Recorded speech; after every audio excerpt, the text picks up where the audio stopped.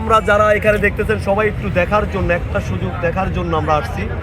আমি অনেক চেষ্টা করছি, আজকে 3 দিন যাবত আমি এখানে ঘুমাইছি, খাওয়া দাওয়া করছি এখানে। আমি এখান থেকে যাই নাই শুধু একটু দেখবো বলে। 2001 থেকে আমার রাজনীতি, 2003 সালে আমি খালেদা জিয়াকে নিজ চট্টগ্রাম লালদিঘির পাহাড়ে সাক্ষাৎ হয়েছে। 2004 সালে আমি বিএনপির কার্যালয়, গুলশান বিএনপির কার্যালয় ওনাকে আব্বাস ভাই সহকারে আমি ফুল দিছি।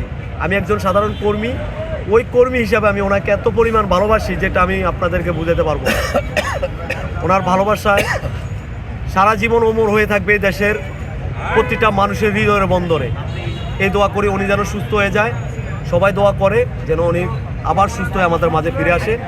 আগামী দেশ নায়ক তারেক রহমান আমাদের মাঝে ফিরে আসবে অতি শীঘ্রই, আমরা দেখতে পারবো ইনশাল্লাহ।